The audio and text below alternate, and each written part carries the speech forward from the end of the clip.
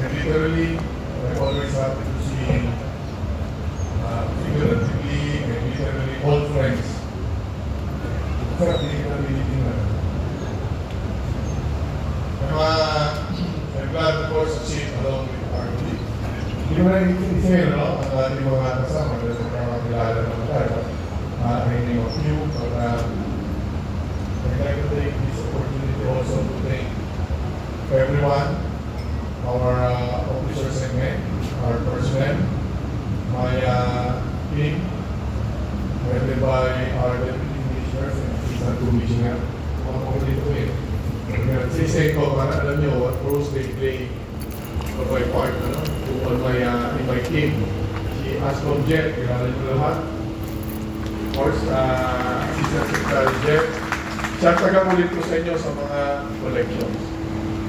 Basically because he's more competent than me in terms of technical excellence and capabilities. Alongside with Deputy Commissioner Ax Cubero, yan ay si Ax, pinuno yan ang aming fraternity. When we were in college, we rented an apartment in Teachers Village. Siya yung pinakabata sa atin. No? Kaklase ko rin yan sa college of law. Siya sir, pinabibili namin ng pandesal. Galit sa amin yan tuwing umaga. Siya ang pinaka-junior sa amin. So, sinisipa-sipa namin yan. Dahil nakabalik kami. So, it's also helping me with the technical side of my job. I understand these things, but I need experts like Ascom Jet and then they're doing a good job. So far, so good tayo, and I'm happy with the work. And my classmate, naging deputy commissioner na hindi ko pinagpaalam, binigay mo ang pangalan niya, natulungan ako while he was the SVP of the GSIS. And prior to that, he was the SVP of HSBC. He became deputy commissioner na last minute. Ako, pista ko kasi sa Kenya. At pista ko siya doon, ako yung mabait. Siya yung sakto lang. Mukha lang yung mabait. Nasa ba yung mga taga, dito, ACFG. Sila ACFG dito. Mukha lang mabait yung boss niya, ha? Kaklase ka, and I'm thankful, Bob, for your sacrifice. You know, it's not easy to change career, especially joining the challenging bureau like the BOC. And Lieutenant Romy Rosales, kaibigan mo tatlo way back. I think wala pa ako sa bureau, magkaibigan na tayo. Because of our classmate, si George, yung commandant ng Philippine Coast Guard. Wala pa ako sa bureau. And REPC, we pirated Deputy Commissioner REPC Escobedo from the National Printing Office. He was the Director General of the National Printing Office in charge of printing accountable forms. Napaka-importanting trabaho, but I told him, I think you're I think you are underutilized. Mas maganda rito sa akin sa BOC because at the center of everything that I tend to do is centered on modernization, and it's on the shoulders of DEFCON REPC. I will not guess his intentions, and I believe in his capabilities. So also thank you, DEFCON Reps, for joining me in my team, and we will modernize the view. Thank you. And my favorite Deputy Commissioner, nawala yung isa kong favorite, so ikaw na ngayon. DEFCON Noli Batan. Meron pa rin ito nakakaalala kung ba't sumikat si Noli Batan. Hindi ko tatanungin bakit. Kasi mamay, naalala ko si General Noli Batan. Marami, General, alam nila. Hindi ko naman na-explain kung ano yun. So, he joined me also, is a good friend of mine from PNPA class 89 ka, di ba? 89. And I'd like to see also my classmates, nandiyan sila Rudy, sila, hindi ko nakita si Magic. Si Makmak, parang hindi ko nakita si Makmak. Asa si Makmak? Pero bisita ko dati ngayon, iniiwasan na ako dyan, baka umiiwas sa utos, sir. And I'm happy to see Nong, the grandpa, classmate ko, and then Mayor, Assistant Secretary Charlie Batan. And barkada ko sila from the National Defense Department. ASEC pa rin sila kasi hiniram ko na yun. Hindi pa rin wondering bakit ASEC pa rin. ASEC, Jimmy Reed, Bill Gates, Pacific. Thank you for all the hard work. And Attorney Chris, pinirect namin niya from NAIA to OCD to here. And along with our PIAT, thank you for the good job. BOC is now experiencing a much better image. Pero malayo pa tayo, much better pa lang, no? Wala si Karen ngayon, ano? Naka-on-leave. So, I'm happy with our PIAT, nandiyan na aming upper class. Sina Sir Jojo. Everyone, hindi ko naman may isa support collectors. I'm happy for the good job. Isang grupo naman tayo, no? Alam niyo, the last time I wore my uniform, aside from the reserve force, kadete pa kami nun eh. Alam niyo, pinaghandaan ko itong araw na to. Mga 1 week akong di kumain talaga. Kasi hindi ka kasya. I'd like to maging fit ako dito sa uniform. Because I'm happy to always wear my uniform. Naintindihan niya ni Colonel Stanislaw, Director Stanislaw.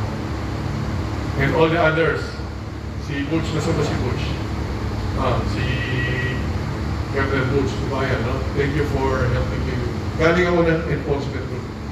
It's good and bad dahil lagi ko sila pinapressure. I expect a lot from PSS. So, pag nag-uniform tayo, lahat kayo, at ako'y excited in wearing our uniform. Hindi naman dahil pumopogi tayo maganda. Diba? Alam niyo, pero ang sabihin mo, huwag ka magtanggal ng uniform mo, magkaka-girlfriend ka. Diba? Huwag magtanggal ka uniform, may paligid ka. Diba? Because our uniform really symbolizes a lot of things. And this occasion has been explained by General Matan. Mayroong ancient tradition ito ng ating New Year's Ball. But for me, wearing the uniform means a lot because it entails a lot of renewal of our commitments. Sabi mo nga, tama si General, isuot natin at least buong araw tama. And I'm always proud to wear the uniform before of the Armed Forces of the Philippines and now the uniform of the BOC.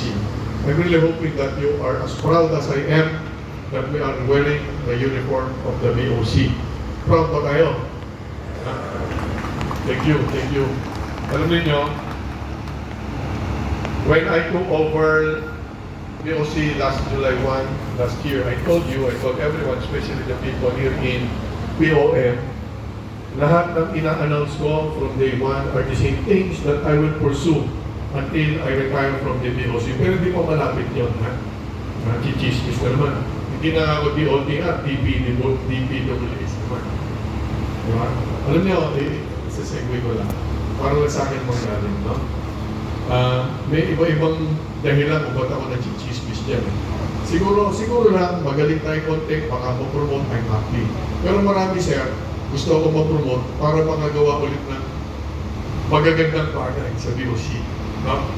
They want to keep me upstairs so that some of the not so good things will happen again. So, yun naman ang motivation, di ba? And I'm happy to tell you, wala naman kami pag-uusap ng Presidente. And I'm committed to pursue his programs, the same commitments that I did when I took my oath. So, July 1, I took over. I told you we will try to reform our bureau. Unti-unti lang, systematic, hindi tayo nalagdating because we have collection pressure. And I'd like to thank you that from that day on until today, somehow we are able to deliver. Nagpapasalamat ako sa iyo. Number 1, we were able to surpass the target, the performance of the previous 2024. Kaya 6 months na minana ko, okay lang yun, kasi maraming dynamics doon. Medyo challenging dahil kulang yung ating collection. Then the last 6 months, nakahabol naman tayo. So much so that we're able to contribute to the country more than 17 billion plus excess or surplus collection compared to 2024. So salamat sa inyo lahat. Hindi naman ako yun, no? Ako'y trabaho ng port collectors. Ang central office, taga-polit nila, no? So salamat sa ating port collectors. It's a job well done. And the more than 17 billion excess performance is recognized by the media and by our President. I received a congratulatory verbal notice 2 nights ago when I joined a birthday party with them. Siyempre, proud ako. And then, natutuwa rin ako, as I mentioned last Christmas party, dati number 1, number 2, number 3 tayo sa pinaka-kino-complain na agency. Hindi pa naman tayo graduate, but at least number 10 na lang tayo. No? Pag-10 na lang tayo. Baka mawala na tayo sa listahan. Tuloy-tuloy lang natin. No? And I'm receiving good words from stakeholders. Ituloy-tuloy lang natin yan. Pinaghihirapan natin yan pare-pareho. Ginagawa natin yan nila Assistant Secretary Charlie Batan. We pave the way, we formalize the relationships, but the sustaining activities will be on their shoulders. Natutuwa sila, and every now and then, almost daily, we receive good words. May complaints pa rin naman, but we receive good words from the stakeholders. So, pagbutihin pa rin natin. Yan yung mga na-achieve natin so far dito sa ating pinipilit na pagandahin since July 1, yung ating bureau, no?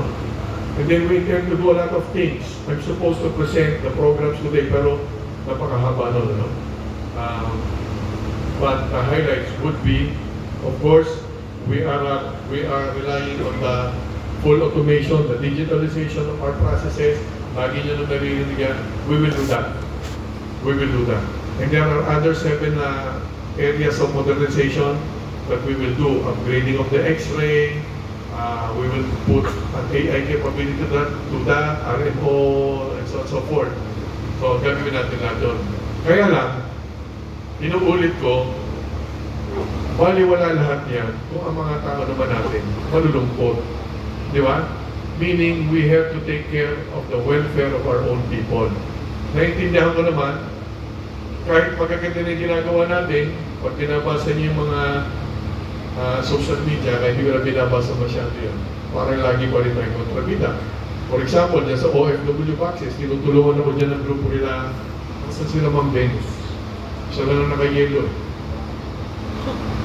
Nandiyan pa siya. Oh, yun. So, di ba, alam niyo naman yung storya. There are 147 or 148 containers of balikbayan boxes which will not be less than 54,000 boxes. Napakarami. Iniwanan, ano? For me, ano yan? Scam yan. Siningil yung mga OFWs abroad, nagtiwala sa consolidators. Pagdating dito, hindi binayaran ng consolidators. Iniwan. Pag tinignan niyo yung kanilang websites, ang nakalagay doon, pending in the Bureau of Customs. So, kontrabida tayo. So, we try to untangle the problem. The President supported us. The new Finance Secretary supported us with the funds. But until today, akala na mo, nagtutulus tayo ang may sala. Ganun talaga. Ganun talaga. So, nandiyan na yan. So, meanwhile, along with the EIA group, we have to take care of what, we have to make sure that what our people need will be there. Pinupulso natin yan along with our BOSEA, partner natin ng BOSEA. So, BOSEA Tommy June. No? We try to untangle a lot of things, beginning from commitment to yan June, ano? Pero pagtulong-tulungan natin. Malayo pa tayo doon. We would like to have a bureau that is essentially and really strictly hires, promotes, designates positions based on merits and seniority. No? We will do that, June. Believe me, we will do that and we can do that. Ginawa namin yan sa OCD. We faced the same challenge when we took over OCD. The same challenge. Halos pareho. 62% clean-up rate, parang ano to eh, umuulit lang. People are assigned, hindi nila plantilla, nandun sila. Alam na natin lahat yan. Alam na natin lahat yan. We will change that, June. Pagtulong-tulong natin. Beginning with forming a technical working group from the BOSEA, from our officers. Tignan na natin lahat. Point system, how we hire, how we designate, how we promote people, especially how can we take care of our COS. Napakarami nila, 7 years, 10 years, 5 years, hindi pa na-hire. Unless sinasadya, and I don't believe that. Diba? So pagbutihin natin, na mas, karoon tayo na mas maganda na proseso in hiring, designating, and promoting our people. And we did our best, kahit pa paano, yung ating benefits, na-release naman yan, and we're still waiting, and we will have what is due ours. Of course, under appeal, hindi under protest, under appeal, we will deliver to you the rewards that you deserve. mangyayari yan. Nasa pipeline naman na yan. Yung 2018 June, di ba? Halos okay na yan. Sa ano na lang. Hindi, nagtitibati sa 2020. Nalilito ako doon sa details. No? But in motion, at ang agreement natin with Bosea, mabuti na may makuha. Hindi mo masabi tayo, hindi kami sali, no? Hindi balik may makuha na ang grupo, not the ideal number, but under appeal naman, at least meron na, i-appeal na lang yan. No? When we are looking at our physical offices, maganda, pero hindi gaano maganda, pinapahaba. No? We will transfer our central office first to that area, and then build our own modern complex. So, but 5 years in the making yan. No? So we will have to take care of the welfare of our people, alongside with the reforms that we intend to do. Pagbutihan na natin, inuulit ko lagi, iba na ang panahon ngayon, no? Importante ito. Iba na ang panahon ngayon. Nanonood na ang Republika ng Pilipinas. At alam niyo naman sa TV, araw-araw sa social media, iba na ngayon. The way we do things cannot be the same anymore. Huwag na tayong sumubok, huwag na natin tingnan kung pwede pa rin. Alam ko, nagkakaunawaan tayo dyan, no? And I'm not happy, but I will do difficult decisions, but I'm not happy with those difficult decisions. At napakaraming external agencies, nakita nyo naman, no? The other agencies are so active. Congress, Senate, and other agencies, enforcement agencies, are so active, sometimes putting POC in a bad light, but we have to proceed, we have to pursue our jobs. So mag-ingat tayong lahat. Hindi ko kayo uutusan ng hindi ko kayang saluhin. That means, do what is legally right, do what is morally correct. At ang leeg ninyo, kayo ang may hawak, hindi ako. So hindi nyo maitadahilan pagdating ng araw na utos ng boss ninyo. Nililinaw ko lang yan at minsan lang tayo magkasama-sama sa isang okasyon na malinaw yung mic, walang tugtugan, at hindi mainit yung araw, kagaya ng nagpag-break ceremony kayo. Please take my caution for today. Pagbutihan na natin lahat based on what's legal and probably what's moral. And we are able to prove na pwede naman pagsabayin yan based on our collection performance. Pwedeng isabay ang reforma sa ating collection. Our children deserve that. Yung reputation ninyo, alagaan ninyo, ang pangalan nyo, iisa lang ang birth certificate. Although according to our lawyers, pwede kayo magpalit ng pangalan, but you know that your reputation in 10 minutes pwede masira. So safeguard your reputation by doing and being loyal to our oath and all the pledges that we do every Monday. Pagbutihan natin. I love the acronym that I coined. Hawik ito, Dino. Magaling ka na. Long time ago when we were cadets, ang uso noon, mista, di ba, meron niyang we belong. Doon nagsimula yung mga reforma. Ram was the aftermath of the we belong. Dito pinapangarap ko, hawik sa we belong yung pinapagawa ko yung kinakarin, yung I am. I for integrity, A for accountability, and M for modernization. Tatlong letro lang naman hinihiling ko sa inyo. Iregalo nyo na sa akin yan. Tulungan nyo ako. Let's work daily conscious that we have to maintain the integrity means integrity yung mga sinusumpaan natin linggo-linggo. Gawin ninyo yan. At accountability because nobody else is responsible for your decision and actions. Kayo rin yun. We will all be held accountable for our decisions with rewards or on the other side with penalties. I would rather stay on the rewards. Diba? And definitely with the help of DEFCON FC, we will modernize, we will transform our Bureau of Customs. That's my commitment to you. Tulungan niyo ako doon upang magkaroon naman tayo ng mas magandang Bureau. Maganda naman tayo ngayon. Hindi lang alam ng Republika na napakaraming magagaling at matitinong empleyado ang Bureau of Customs. So ituloy lang natin yan. So I'm taking advantage of our occasion today to remind you, along with the wearing of our uniforms, that we mean business. Pagbubutihan natin sabay-sabay ang Bureau, and here my commitment that what I'm asking for you, those are the same things that me and my team will be doing. We will pursue integrity in our jobs. We will be accountable for our decisions, and we will definitely modernize our Bureau of Customs. With your help, we will deliver this to our communities. We will deliver this to the Republic. Maraming salamat sa inyo at Happy New Year!